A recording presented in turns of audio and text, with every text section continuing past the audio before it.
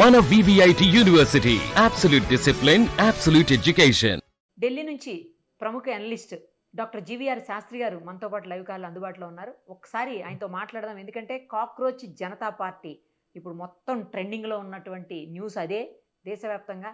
దాని గురించి ఆయన ఏం చెప్తారో ఒకసారి వినేద్దాం. నమస్తే సార్. ఏంటండి కాక్రోచ్ జనతా పార్టీ? ఎక్కడ చూసినా అదే అభిజిత్ అనే వ్యక్తి పెట్టినటువంటి పార్టీ గురించే మాట్లాడుతున్నారు. సోషలిస్ట్, డెమోక్రటిక్, అలాగే లేజీ నినాదం అని చెప్తున్నారు వాళ్ళది.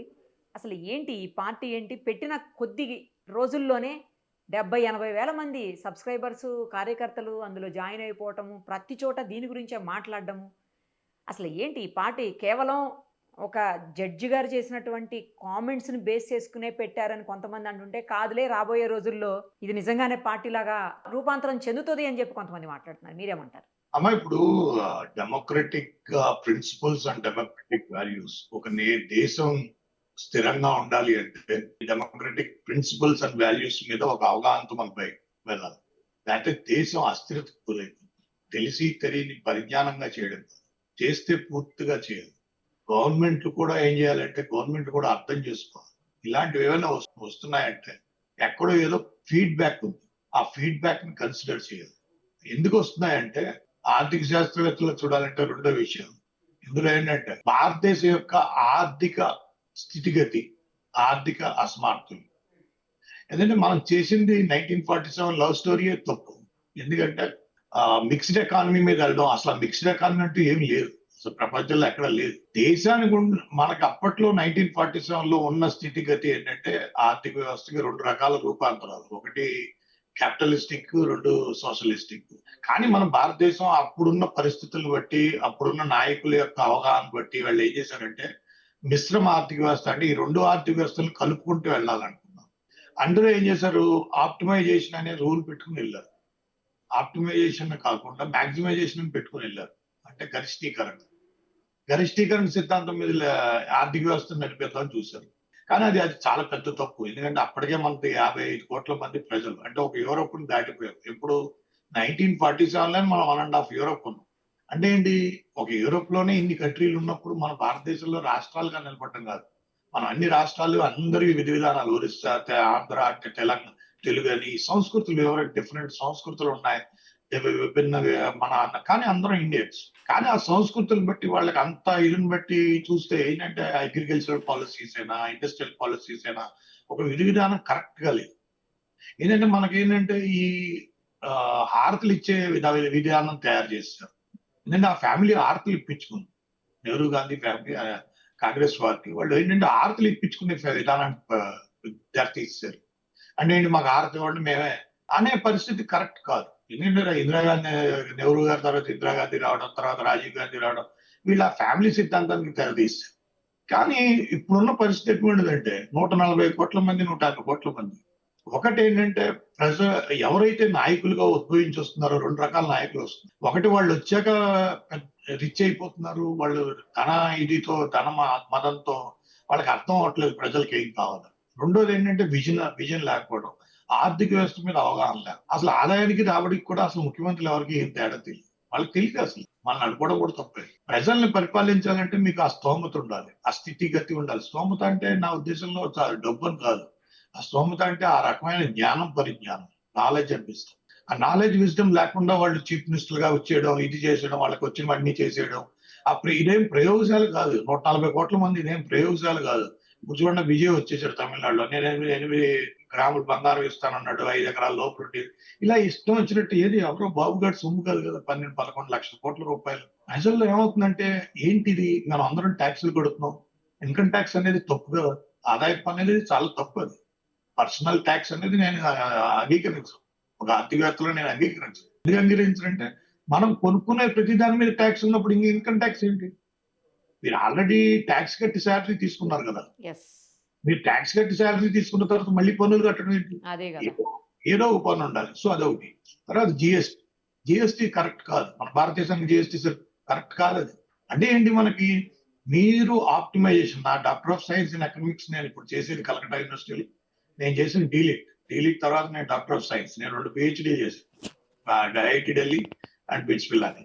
సో నేను చెప్పేది ఏంటంటే, మీకు భారతదేశానికి కావాల్సింది ఏంటంటే అత్యుత్తమీకరణ. అంటే అత్యుత్తమీకరణ అంటే మాక్సిమైజేషన్ పాలిసీలన్నీ మనం రివర్స్ చేయాలి. ఇప్పుడు మన పాలిసీలన్నీ మనం రీరైట్ రాసుకోవాలి, అని తిరిగి రాసుకోవాలి. ఆర్థిక వ్యవస్థ మీద అవగాహన ఉండాలి. ఈ దేశానికి ఆర్థిక వ్యవస్థ ఆర్థిక నిపుణుడే ప్రైమ్ మినిస్టర్ అవ్వాలి, ఆర్థిక నిపుణులే చీఫ్ మినిస్టర్లు అవ్వాలి. అయితేనే ఈ దేశం అంటే ఒక దారిలో పడుతుంది. లేదంటే 11 లక్షల కోట్ల అప్పు, 10 లక్షల కోట్ల అప్పు. వాళ్ళదేంటి ఇప్పుడు రాజీనామా చేసి వెళ్ళిపోతారు.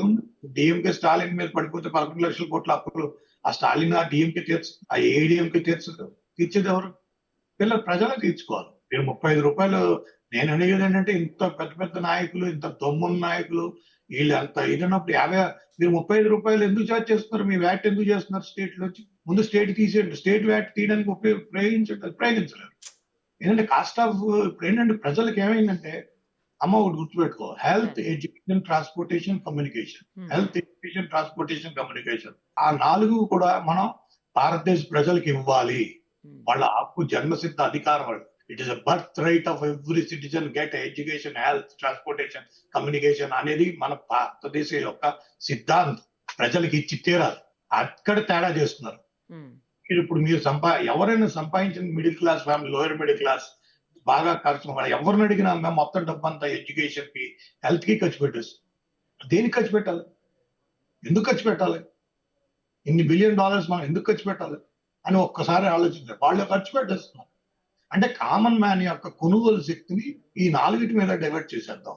ఈ 4లో వాళ్ళ కామన్ మ్యాన్ కొనుగోలు శక్తి లేకపోతే ఏం చేస్తారు? అసలు బంగారం కొనొద్దని ప్రైమ్ మినిస్టర్ కాల్ చేయాల్సిన అవసరం లేదు. తప్పది. It's wrong. It's absolutely wrong.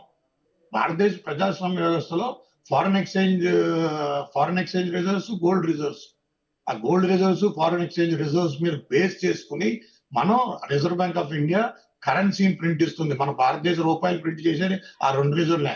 అది 115:85. ఆ 2 రిజర్వ్లని బేస్ చేసుకుని ఈ రూపాయలను ప్రింట్ చేస్తుంది. అసలు ఇంకో విషయం ఏంటంటే, మన భారతదేశంలో మిక్స్డ్ ఎకానమీ మీద ఎందుకు నేను అలా సర్కాస్టిక్ గా మాట్లాడానంటే, మిక్స్డ్ ఎకానమీ, క్యాపిటలిస్టిక్ ఎకానమీలో, సోషలిస్టిక్ ఎకానమీలో నష్టపరిహారం ఉంది. వాడికి పూర్తిగా ఇచ్చేయడం జరిగిపోతుంది. వాడికి ఎంతైనా వాడిని ఆదుకుంటారు. ఆదుకోవడం వేరు, నష్టపరిహారం కూడా వేరు. ఆదుకోవడం అంటే అన్ని రకాలుగా ఆదుకుంటారు. కానీ ఇక్కడ ఏం చేస్తారు? అలా కాదు. ఇక్కడ వరదలు వచ్చినా, వానలు వచ్చినా, ఏం వచ్చినా, ఇల్లు పడిపోయినా 50,000, 25,000, 5 లక్షల రూపాయలు ఇస్తారు. దాంతో మనం ఇల్లు కట్టుకోలేం కదా. దాంతో కామన్ మ్యాన్ కట్టుకోలేడు కదా. కనీసం 7-8 లక్షలు, 10 లక్షలు, 15 లక్షలు ఖర్చు అవుతుంది. అప్పుడు ఏం చేస్తాడు? స్త్రీధనం అని ఎందుకు పెట్టారు? మన సంస్కృతిలో భాగం కదా స్త్రీధనం. సంస్కృతిలో భాగం స్త్రీధనం అంటే it is a disaster management fund. It is a contingency fund of a women and family. వాళ్ళ ఇంటి నుంచి వస్తున్నప్పుడు, ఎవరు తెలియని ఆ ఇంట్లోకి వెళ్తున్నప్పుడు, ఆ స్త్రీకి ఉండే 2 గాజులు, ఆ మంగళసూత్రం, అవే కదమ్మా. దాన్ని బేస్ అదొక పెద్ద కాన్ఫిడెన్స్ వెళ్తుంది. మన ఆడవాళ్ళని ఆదిపరాశక్తి. ఎందుకంటే మన ఇండియాలో women is the highest and greatest. Women మించిన దైవం లేదు, ఉమెన్ మించిన మనిషి లేదు. మెన్ పనికిరాడు. This is the truth. మన మెన్ అసలు కాంపిటీషనే కాదు, ఉమెనే. మెన్ అన్నా కూడా ఉమెనే. ఉమెన్ లేకపోతే అసలు ఏం లేదు. There is nothing. అలాంటి ఉమెన్ ని మనం కాన్ఫిడెన్స్ లెవెల్, వాళ్ళకేంటి బై బర్త్ రైట్. అది బై బర్త్ రైట్ లో నీకు ఎకనామిక్స్ లో, మన సంస్కృతిలో భాగం అంటే ఏంటి? సంస్కృతిలో ఏ రకంగా భాగం? ఇప్పుడు చైనాలో ఉంది. చైనీస్ ప్రైమ్ మినిస్టర్ చెప్పలేదా? చైనీస్ ప్రెసిడెంట్ చెప్పలేదా మీరు బంగారం కొనొద్దని? మీకు ఫారెన్ ఎక్స్చేంజ్ రిజర్వ్స్ దగ్గర తేడా వస్తుందంటే, మీ ప్లీజ్ హ్యాండిల్ ఇట్. నీకు హ్యాండిల్ చేయకపోతే, మీరు చేయలేకపోతే అడగండి. ఎలా చేయాలని మాలాంటి వాళ్ళని అడగండి, జీవితం. అంతేకాదపై మీరు అది చేయకుండా ఇలాంటివన్నీ ఎన్నో సమస్యలు. ఇప్పుడు ఏంటి? కాస్ట్ ఆఫ్ లివింగ్ ఎందుకు ఇప్పుడు ఎంత 97 రూపాయలకు వచ్చేసింది. 97 రూపాయలకు వచ్చేసింది. ఏంటి? మన ఫారెన్ ఎక్స్చేంజ్ అంటే ఏంటి? మీకు ఇన్ఫ్లేషన్ మనం ఏమవుతుంది? మన ఫారెన్ ఎక్స్చేంజ్ రిజర్వ్స్ డౌన్ అవుతూ ఉంటాయి. మన క్యాపిటలిస్టిక్ మన ఏంటంటే అటు ఇటుగా ఉంటుంది. ఆ ఇటుగా దేనికి ఇవ్వాలి? 5% ప్రజలు, మొత్తం ఆర్థిక వ్యవస్థ 5% ప్రజల మీద వెళ్ళిపోయింది. వీళ్ళందరూ దేని గురించి చెప్తారు? ఆదాయానికి రాబడి తెలియదు. వీళ్ళ ఫ్యామిలీలో ఒక్కొక్కడికి 25,000 కోట్లు, 30,000 కోట్లు, 40,000 కోట్లు. వీళ్ళు పార్టీలు ప్రెసిడెంట్లు. ఏం తెలుసని ప్రెసిడెంట్లు? ఏం చదివారని ప్రెసిడెంట్? అసలు కాన్సెప్ట్ కూడా తెలియదు మీకు. మీకు ఎంత చూడండి. ఇవాళ విజయ్ ఏమన్నాడు? ఎలాంటి పరిస్థితికి వచ్చాడు? 1000 రూపాయలు లంచం తీసుకుంటే 1,00,000 రూపాయలు ఇస్తారు. అంటే ప్రతి వాడిని అలా చేస్తారు. గవర్నెన్స్ పడిపోతుంది కదా, భయపడిపోతారు. గవర్నమెంట్ అలా రన్ అవ్వదు. స్ట్రక్చర్ మీద రన్ చేయాలి, ప్రిన్సిపల్స్ మీద రన్ చేయాలి. ఫ్యామిలీ అనేది ప్రిన్సిపల్స్ మీద వెళ్తుంది, ఫ్యామిలీ అనేది వాల్యూస్ మీద వెళ్తుంది. నీ ఫ్యామిలీ వాల్యూస్ ప్రిన్సిపల్ వెళ్తున్నప్పుడు మరి నువ్వు అలా భయపెట్టేసి మీ అమ్మ లేట్గా వస్తే నాకు నేను 500 ఇస్తాను నువ్వు నాకు చెప్పని పిల్లల్ని అడిగితే ఎలా ఉంటుంది? అదే సంథింగ్ వెరీ రెడిక్యులస్. అంటే ఒక గవర్నెన్స్ అంటే ప్రభుత్వం అంటే ప్రజల కోసం, ప్రజలచే వాళ్ళకి ఎన్నుకోబడిన ఉండాలి, వాళ్ళ కోసం ఉండాలి. లీడర్ అంటే త్యాగం. Leader is a sacrifice. అలాంటివి లేకుండా చేసి వీళ్ళేంటంటే ఇలాంటి విషయాల మీద వస్తున్నప్పుడు ఏంటంటే ప్రజల్లో ఎంత కొంతమంది కలుస్తున్నారు, కొంతమంది అందులో ట్రూత్ ఉండొచ్చు, ట్రూత్ లేకపోవచ్చు. ఫీడ్బ్యాక్ ఇవ్వాలి, గవర్నమెంట్కి ఫీడ్బ్యాక్ ఇవ్వండి. గవర్నమెంట్ ఫీడ్బ్యాక్ ఇవ్వకపోతే వాళ్ళు పట్టించుకోకపోతే మీకు ఏంటంటే ఇలాంటివి ఏమైనా కొన్ని పుట్టుకొస్తూ ఉంటాయి. అంటే there is something is there. అది గవర్నమెంట్ హ్యాస్ టు క్లియర్. అన్ని గవర్నమెంట్కి నేను చెప్పేదమ్మా, స్టేట్ గవర్నమెంట్స్ అందరికీ చెప్పేది ఏంటంటే మీరు ప్రజల దగ్గర సమస్యలు ఉన్నాయా, ప్రజలు వాళ్ళు ఏంటంటే వేసి వెంపార్ అయిపోతున్నారు, వాళ్ళు చాలా ఫ్రస్ట్రేట్ అయిపోతున్నారు లోపల బయట పడలేకపోవచ్చు, బయటకు రాలేకపోవచ్చు. అంత మాత్రాన మీ గవర్నెన్స్ యాంటీ ఇన్కంపెన్సీ లేదని మీరు ఊహించుకుంటే కుదరదు. వీళ్ళందరూ ఈ పార్టీలు పనికిరావమ్మని. మీకు నేపాల్లో 52 పార్టీలు ఒక రాత్రి అరగంటలో మూసి అవతల పారేశాడు. అరగంటలో 52 పొలిటికల్ పార్టీలు అవుట్. సో అంటే ఏంటి, పొలిటికల్ పార్టీస్కి ఒక అవగాహన లేదు. ఈ పొలిటికల్ దేనికి పనిచేస్తున్నదే లేదు. కొన్ని పొలిటికల్ పార్టీస్ ఏంటంటే వాళ్ళ ఫ్యామిలీ అఫైర్స్ కింద మార్చేసుకున్నారు. కొన్ని పొలిటికల్ పార్టీస్ ఒకరికొకరు దుమ్మెత్తు పోసుకోవడం, వాళ్ళ గవర్నమెంట్ వచ్చినప్పుడు కలిసి సంపాదించుకోవడం, ఇలాంటివి ఇదంతా ఏమవుతుందంటే వేర్ వీఆర్ రీడింగ్. 75 ఏళ్ళు మనకి ఇన్నేళ్ళకి స్వతంత్రం వచ్చి 1947లో వచ్చి ఎప్పుడు కూడా సిచ్యువేషన్ వర్స్ట్ లో ఉందంటే, ఇంత వర్స్ట్కి వెళ్ళిపోతున్నాం అంటే దాని అర్థం ఏంటి? మనం ఇప్పుడు వచ్చే దాని మీద ఏంటి, ఇప్పుడు మీకు ఎరువుల సమస్య ఉంది, యూరియా సమస్య ఉంది, అమోనియా సమస్య ఉంది. దాని మీద ప్రజలు మాట్లాడాలి, మొత్తం అందరితో మీరు చీఫ్ మినిస్టర్ కమిటీలు పెట్టి మాట్లాడాలి. ఎందుకంటే మన దగ్గర లేదు, ఆ సిచ్యువేషన్ లేదు, గ్యాస్ సప్లై లేదు, అమోనియా ఫ్యాక్టరీ, యూరియా ఫ్యాక్టరీలు అవి పని చేయట్లేదు, ఆ ప్రొడక్షన్ లేదు, రైతులకు అందరికీ మరి అదే కదా ఇబ్బంది అవుతుంది. అవన్నీ మీరు ఏంటంటే ప్రతి దాని మీద అవగాహనతో ప్రజలకి మీరు అవగాహన కలిగించకపోతే, నేను ఒకటే చెప్తానమ్మా, అర్థశాస్త్రాన్ని రాజనీతి శాస్త్రాన్ని కలిపేశారు. అర్థశాస్త్రం తెలియని వాళ్ళు రాజనీతి శాస్త్రంలో ఉండి రాజనీతి శాస్త్రంలో అర్థశాస్త్రం గురించి మాట్లాడతారు. అర్థశాస్త్రం వేరు. నేను చెప్పేది రాజనీతి శాస్త్రం చెప్పను, నాకు ఇష్టం లేదు, అర్థశాస్త్రమే చెప్తున్నాను. అర్థశాస్త్రం మీద ఎవ్వరికి అవగాహన లేదు. ఏదైనా అయిపోతే చేతులు ఎత్తేసి బాబు నువ్వు, వాడు గవర్నమెంట్ చేతులు ఎత్తడం కాదు, ప్రజల చేతి ఎత్తేస్తున్నాడు. ప్రజలు ఎత్తవలసిన అవసరం లేదు. మేము ఎక్కడ పడిపోలేదు, మేము పడిపోం. ప్రజలు ఎవరు పడిపోరు. మన ప్రజలు చాలా గొప్పవాళ్ళు, వాళ్ళు చాలా జాగ్రత్తగా ఉంటారు, వాళ్ళు చాలా కాన్షియస్ గా ఉంటారు, వాళ్ళు చాలా తెలివైన వారు. మన భారతదేశ ప్రజలు చాలా తెలివైన కంపారిజన్ టు ఎనీబడి. ఎన్ని దేశాల ప్రజల కంటే మన ప్రజలు చాలా ఏంటంటే పేషెన్స్, ఓర్పు, సహనం అన్ని మన ప్రజల దగ్గర చాలా ఎక్కువ. అందువలన వాళ్ళు ఏంటంటే ఎంత కష్టం నష్టం వచ్చినా కష్టం నష్టం వ్యయం ఈ 3 వాళ్ళ మీద వేసేద్దామని చూసేస్తారు. వాళ్ళ మీద వేసేయకుండా మీకు పరిపాలన చేత కాదని చెప్పండి. 5 పైసలు పెంచేసాం, 90 పైసలు పెంచాం, చూడు ప్రతి 80 పైసలు 90 పైసలు పెట్రోల్ పెంచుతుంటే ఈ పెద్ద పెద్ద కబుర్లు చెప్తారు వీళ్ళు చీఫ్ మినిస్టర్. మీరు 35 రూపీస్ మీరే కదా అసలు మీ గవర్నమెంట్ రన్ అవుతాను లిక్కర్ పెట్రోల్ మీదే కదా. లిక్కర్ పెట్రోల్ తీసేస్తే మీరు అసలు గవర్నమెంట్ జీరో అంటే మీకు అసలు తెలియదు ఇంకా గవర్నమెంట్. అందుకే అన్న ఆదాయానికి రాబడికి తేడా తెలియదు. అర్థం చేసుకోండి. ఇది ఎలా ఉంటుందంటే ప్రజలకు తెలియాల్సింది ఏంటంటే గవర్నమెంట్ కూడా తెలియాలి. ఏదో ఉందంటే కాక్రోచ్ పార్టీ ఏదో ఒకటి పార్టీ వాళ్ళు పెట్టారు అంటే ఏంటంటే ప్రజల్లో ఒక రకమైన ఇబ్బంది కలుగుతుంది. ఆ ఇబ్బందుల్ని ఆర్థిక వ్యవస్థ పరంగా ప్రతిదానికి ఆర్థిక అప్పు, ఆస్తి, నష్టం, లాభం, వ్యయం ఈ 6 అంశాల మీద వెళ్తుంది మొత్తం లైఫ్ అంతా. ఆ 6 అంశాలని అడ్రస్ చేయవలసిన బాధ్యత, గురుతర బాధ్యత కేంద్ర ప్రభుత్వం, రాష్ట్ర ప్రభుత్వాలు. ఇందులో డౌట్ లేదు. మీరు ఆదాయ పన్ను నేను ఇప్పుడు కూడా చెప్తాను, ఆదాయ పన్ను ప్రజల నుంచి తీయండి. ఇది రాంగ్. ఇది personal income tax is not correct. మీరు పెన్షనర్లకు కూడా వేస్తారు ఇన్కమ్ ట్యాక్స్. మీరు పెన్షనర్లకు ఇన్కమ్ ట్యాక్స్ ఏంటి? It is a crime. పెన్షనర్లు పాపం వాళ్ళు ఎమినెంట్ సర్వీస్ చేసి దేశానికి అందరికీ చేసి వాళ్ళకి వచ్చే పెన్షన్ మీద మీరు పెన్షన్ వచ్చిన వాళ్ళకి కూడా ఇన్కమ్ ట్యాక్స్ కడతారు. పెన్షన్ వచ్చిన వాళ్ళు ఇన్కమ్ ట్యాక్స్ కట్టడం ఏంటి? It's something which I can't digest this. అంచేత ఇలాంటివన్నీ మనం ఏంటంటే మన ఆర్థిక నిర్మాణం చేయడంలో తప్పిదాలు జరిగినాయి. Optimisation is the solution, answer కాదు నేను చెప్పేది. ఆప్టిమైజేషన్ అనేది అత్యుత్తమీకరణ అంటే పాలసీలు అన్ని మార్చుకుని మనం ఆ పద్ధతిలో వెళ్ళకపోతే చాలా కష్టం. ఇప్పుడు వచ్చే సమయం వచ్చే 1.5 ఏడాది 2 ఏళ్ళు మాత్రం ఆర్థికంగా చాలా చితికిపోతాం, ఇందులో డౌట్ లేదు. దాన్ని ఎలా అడ్రస్ చేయాలనేది నేను ఎన్నోసార్లు చెప్పాను. ఇది ఇప్పుడు మనం కడుపులు మార్చుకోవాలి, మనం తగ్గించుకోండి, ఇది తగ్గించండి, అది తగ్గించండి. మరి సొల్యూషన్ ఎందుకు ఎత్తుకోలేకపోయాం? చైనా వాడు 10,248 కిలోమీటర్ల ట్రైన్ రూట్ వేసాడు. 10,248 కిలోమీటర్ల ట్రైన్ రూట్ వేసాడు చైనా నుంచి ఇరాన్కి.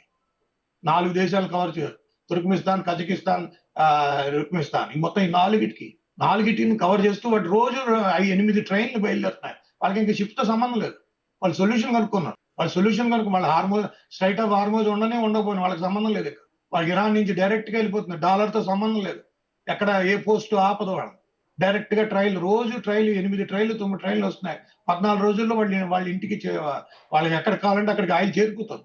నిన్న రష్యన్ ప్రెసిడెంట్ వెళ్ళాడు. గ్యాస్ ని ఇచ్చేసాడు. పైప్ లైన్ వేసుకున్నాడు. రష్యా చైనా బోర్డర్స్ తీసేసాయి. అయిపోయింది. ఆ 2 దేశాలు అలా ఆ రకమైన మనం ఏంటంటే ఎక్కడ ఉన్నాం? పొలిటికల్ పార్టీల మధ్య విభేదాలు, ఆ పార్టీల ఆలోచన లేదు. కొద్ది పార్టీలు అసలు పనికిరావేమో అనిపిస్తుంది. కొన్ని పార్టీలు అసలు నిలబడడం వేస్ట్ అనిపిస్తుంది. ఎందుకు ఉన్నారో వాళ్ళకే తెలియదు. సో ఇలాంటివన్నీ ఇప్పుడు వచ్చిందంటే ఏదో ఉంది, ప్రజల్లో ఉంది. అది కొన్ని పార్టీలు అడ్రస్ చేయాలి. నేను అడిగేది ఇది మాత్రం ఈ బంగారం కొనొద్దు అనే మాట మాత్రం నేను ఒప్పుకోను. ఒక ఆర్థిక వ్యవస్థ ప్రకారం ఆయన తప్పుగా చెప్పారు. ప్రైమ్ మినిస్టర్ ని ఎవరో తప్పుగా అడ్వైజ్ చేశారు. It's not correct. Thank you sir. Thank you so much.